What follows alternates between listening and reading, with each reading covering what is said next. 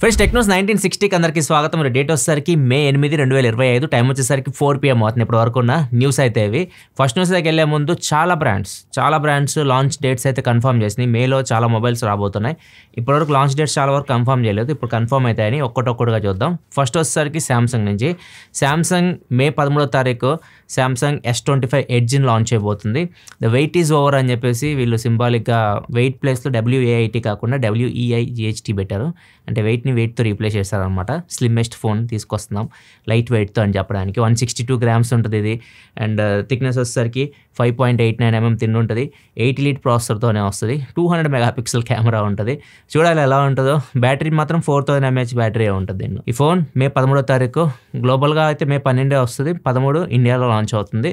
మే 13 దీని గురించి complete details మీకు తెలుస్తాయి. మే 13వ తారీఖు ఇంకొక ఫోన్ కూడా రాబోతుంది మోటరోలా నుంచి. మోటరోలా Razr 60 Ultra వీళ్ళ ఫ్లాగ్షిప్ ఫోన్ ఇది కూడా 80 లీడ్ ప్రాసెసర్తో వస్తుంది. ఈసారి ఏదైతే కవర్ స్క్రీన్ ఉందో దానిలో కూడా ఏ ఫీచర్స్ అయితే యాడ్ చేయబోతున్నారు. ఇది ఒక్కటే వీళ్ళు హైలైట్ చేస్తుంది. ఈ ఫోన్ కూడా మనం మే 13వ తారీఖే మోటరోలా నుంచి చూడొచ్చు. Next iQOO Neo 10 date confirm చేస్తారు. iQOO Neo 10 మే 26వ తారీఖు అయితే వస్తుంది. iQOO Neo 10 8S Gen 4 ప్రాసెసర్తో వస్తుంది. ఇది ఫస్ట్ ఫోన్ 8S Gen 4 ప్రాసెసర్తో ఇండియాకి వస్తున్న ఫోన్. 1.5K AMOLED డిస్ప్లే ఉంటుంది. బ్యాటరీ దీనిలో మీకు 7000 mAh బ్యాటరీ ఉంటుంది.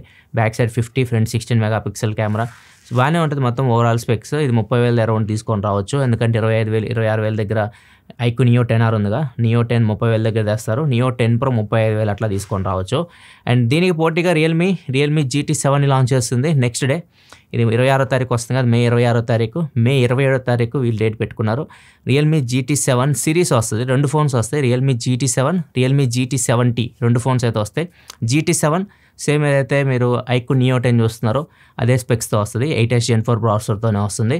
కాబట్టి దీనిలో బ్యాటరీ కెపాసిటీ ఇంకా ఎక్కువ ఉంటుంది. 7200 mAh బ్యాటరీ ఉంటుంది. అండ్ వీళ్ళు చెప్తున్న ప్రకారం అయితే GT7లో బ్యాక్ ప్యానల్ ఉంది కదా, ఏదైతే మనకు బ్యాక్ ప్యానల్ తయారు చేయడానికి ఉపయోగిస్తారో బ్యాక్ ప్యానల్లో వీళ్ళు గ్రాఫిన్ షీట్ అయితే పెడుతున్నారు. అంటే కూలింగ్ సిస్టమ్ బెటర్ చేస్తున్నారు దీనిలో. నార్మల్ ఫోన్స్తో కంపేర్ చేస్తే ఈ ఫోన్ మీకు గ్రాఫిన్ షీట్ వల్ల అండ్ కూలింగ్ సిస్టమ్ కూడా దగ్గర 7700 mm² vapour chamber cooling system use చేస్తున్నారు.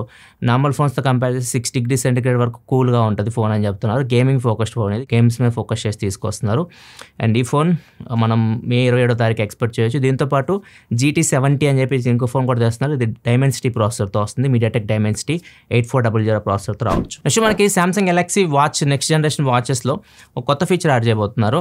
మన బాడీలో యాంటీ ఆక్సిడెంట్స్ ఉంటాయి కదా, వాటి ఇండెక్స్ని మనం చూడొచ్చు అనమాట.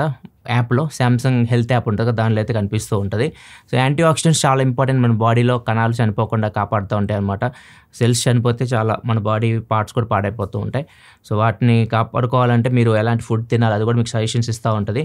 సో ఇండెక్స్ ఎలా ఉందో చూసుకోవచ్చు. ఇండెక్స్ మనం తగ్గింది అనుకోండి, దాన్ని పెంచుకోవడానికి మనం ఎలాంటి ఫుడ్ తీసుకోవాలి ఇవన్నీ మీకు సజెషన్స్ కూడా ఇస్తూ ఉంటుంది.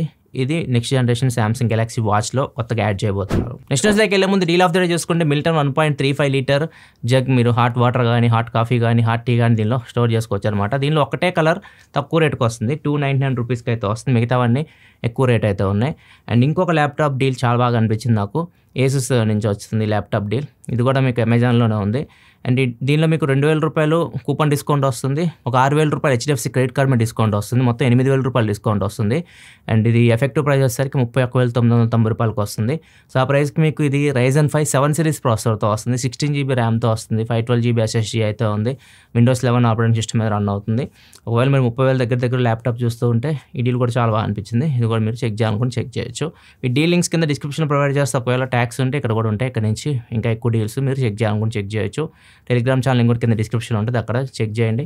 సేల్ నడుస్తుంది కదా, ఏమన్నా హాట్ డీల్స్ ఉంటే అక్కడ కూడా పోస్ట్ అవుతుంటాయి. నెక్స్ట్ వచ్చేసరికి డిజిటల్ చార్జ్ స్టేషన్ DCS చెప్తున్న ప్రకారం చూస్తే OnePlus ఫోన్ వర్క్ చేస్తుంది. దానిలో 7800 mAh బ్యాటరీ తీసుకొని రాబోతున్నారు. పెద్ద బ్యాటరీ పెట్టడానికి వీళ్ళు మదర్ బోర్డ్ డిజైన్నే మొత్తం రీడిజైన్ చేస్తున్నారు. సో ఈ ఫోన్ ఎగ్జాక్ట్గా ఏ మోడల్ ఎప్పుడు తీసుకొస్తారేమో ఇన్ఫర్మేషన్ లేదు, కానీ OnePlus నుంచి అయితే ఒక ఫోన్ 7800 mAh బ్యాటరీతో ఫ్యూచర్లో రాబోతుంది. నెక్స్ట్ మనకి నెట్ఫ్లిక్స్ మొబైల్ యాప్ని రీడిజైన్ చేయబోతున్నారు. మొబైల్ యాప్లో ఇప్పుడు మనకి టిక్టాక్ వీడియోస్ లాగా, ఇన్స్టాగ్రామ్ వీడియోస్ లాగా చిన్న క్లిప్స్ అయితే వస్తుంటాయి. నెట్ఫ్లిక్స్ షోస్ ఉంటాయి కదా, దానికి సంబంధించి హైలైట్స్ క్లిప్స్ అయితే వస్తూ ఉంటాయి. సో అక్కడి నుంచి మీరు వాటిని చూసుకోవచ్చు. సెక్షన్ యాడ్ చేయబోతున్నారు మొబైల్ యాప్లో. మీరు ఒకవేళ లాంగ్ మొత్తం కంప్లీట్గా షో చూడాలంటే మాత్రం మీరు వర్టికల్ ఫార్మాట్ కాకుండా హారిజాంటల్ ఫార్మాట్కి వెళ్ళిపోవాల్సి వస్తుంది. వర్టికల్ ఫార్మాట్లో చిన్న చిన్న క్లిప్స్ మీరు ఎంజాయ్ చేయొచ్చు. నెక్స్ట్ న్యూస్లోకి వెళ్ళే ముందు కామెంట్ అవుతుంది చూసుకుంటే సాయి అడుగుతున్నారు, అంటే మొబైల్ స్క్రీన్ సైజ్ పెద్దగా చిన్నగా ఉండడం హ్యూమన్ ఐస్ పై ఎలాంటి ఎఫెక్ట్ చూపిస్తుంది? స్క్రీన్ సైజ్ చిన్నగా ఉంటే బెటరా లేదా పెద్దగా ఉంటే బెటరా? స్క్రీన్ సైజ్ తగ్గినా పెరిగినా మీకు ప్రాబ్లం అయితే ఉండదు. మీరు ఫోన్ చూసేటప్పుడు మీరు ఎక్కువ చదువుతున్నారు ఇట్లాంటి సిచ్యువేషన్స్లో మీరు ఏదైతే టెక్స్ట్ సైజ్ ఉంటుందో అది ఇంపాక్ట్ క్రియేట్ చేస్తారు. టెక్స్ట్ సైజ్ చాలామంది చిన్నగా పెట్టుకుంటూ ఉంటారు. సో అవి కనపడక దగ్గరికి వెళ్ళి చూస్తూ ఉంటారు. సో అక్కడ కొద్దిగా మీకు కళ్ళకి ప్రాబ్లం అయితే అవుతుంది. సో మీకు కళ్ళకి ఏ టెక్స్ట్ సైజ్ మీకు పర్ఫెక్ట్ అనిపిస్తుందో మీరు సెట్టింగ్స్లోకి వెళ్ళి మార్చుకోవచ్చు టెక్స్ట్ సైజ్.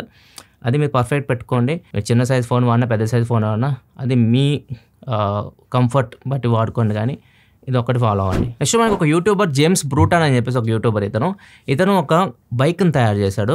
అండ్ ఈ బైక్లో స్పెషాలిటీ ఏంటంటే నార్మల్ బైక్ లాగా కాదు, ఇది యాంటీ క్లాక్ వైజ్ తిరుగుతుంది అండ్ క్లాక్ వైజ్ 2 డైరెక్షన్స్లో 360 degreesలో ఈ బైక్ అయితే తిరుగుతుంది.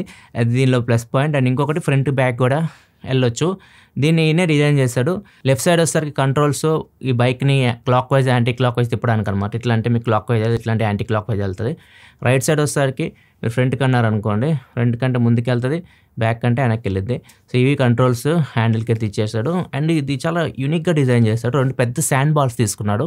శాండ్ బాల్స్ తీసుకొని ఒక 3 మోటార్స్ ఫ్రంట్ బ్యాక్ మొత్తం 6 మోటార్స్ యూజ్ చేశాడు.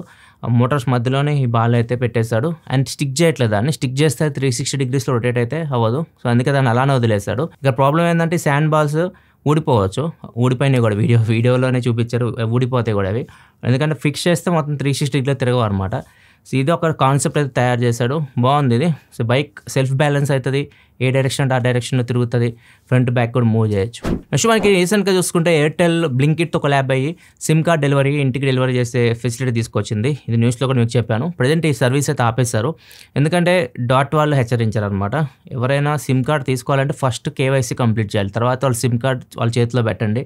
అంతేగాని ముందు సిమ్ కార్డ్ ఇచ్చేసి తర్వాత కేవైసీ కంప్లీట్ చేయడం ఇట్లాంటివి చేయొద్దు, మిస్యూజ్ చేసే అవకాశం ఉంటుందని చెప్పేసి డాట్ అయితే ఇలాంటి చేయొద్దు అని చెప్పింది. సో ఈ సర్వీస్ అయితే ఎయిర్టెల్ నిలిపివేసింది. జియో కూడా స్టార్ట్ చేద్దాం అనుకుంది, ఎయిర్టెల్ స్టార్ట్ చేసింది అని చెప్పేసి ప్రజెంట్ ఇప్పుడు ఎయిర్టెల్ కూడా స్టాప్ చేసే పరిస్థితికి వచ్చింది. నెక్స్ట్ మనకి స్టార్లింక్ సంబంధించి స్టార్లింక్కి సెంట్రల్ గవర్నమెంట్ నుంచి లెటర్ ఆఫ్ ఇంటెంట్ అయితే వచ్చింది, అంటే బిజినెస్ అప్రూవల్ అయితే వచ్చింది.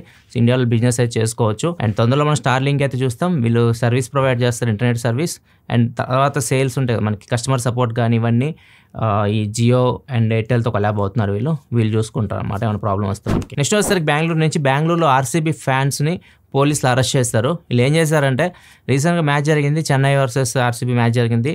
ఆర్సీబీ ఒక 2 runs తర్వాత ఏమో గెలిచింది. దీన్ని సెలబ్రేట్ చేసుకుంటా వీళ్ళు మొక్కుకున్నారంట, ఆర్సీబీ గెలిస్తే మేకను బలిస్తామని చెప్పేసి. సో వీళ్ళు లైవ్గా ఇన్స్టాగ్రామ్లో మేకను బలిచ్చేది రీల్ పెట్టారు. సో దీన్ని పోలీసులు చూశారు, తీసుకెళ్ళి ఎక్కడైతే ఏ పోస్టర్ ముందు అయితే వాళ్ళు బలిచ్చారో అదే పోస్టర్ ముందు వాళ్ళు నించోబెట్టి అరెస్ట్ చేసి ఫోటో తీశారు. నెక్స్ట్ ఒకసారి చైనాలో జరిగింది. చైనాలో హోటల్లో గర్ల్ ఫ్రెండ్ బాయ్ ఫ్రెండ్ ఇద్దరు గొడవ పడుతున్నారు. ఇక్కడ చూడొచ్చు, మీకు వీడియో ఫుటేజ్ కనిపిస్తూ ఉంది. సడన్గా పాపం అబ్బాయి ఏమో టార్చర్ భరించలేక దానిలోంచి దూకేశాడు. ఏమైందో గొడవ తెలియదు కానీ పైన ఇక్కడ అద్దాలు బాలగొట్టుకొని దూకేశాడు. సో అందరూ ఆశ్చర్యపోయారు, ఏంది అబ్బాయి ఇలా దూకేశాడు అని చెప్పేసి. సో అబ్బాయి ఎన్నో ఫ్లోర్ నుంచి దూకాడో చూడండి ఒకసారి, మీరు కూడా ఆశ్చర్యపోతారు.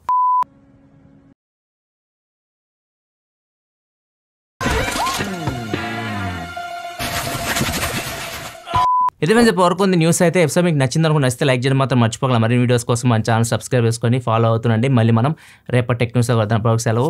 బాయ్.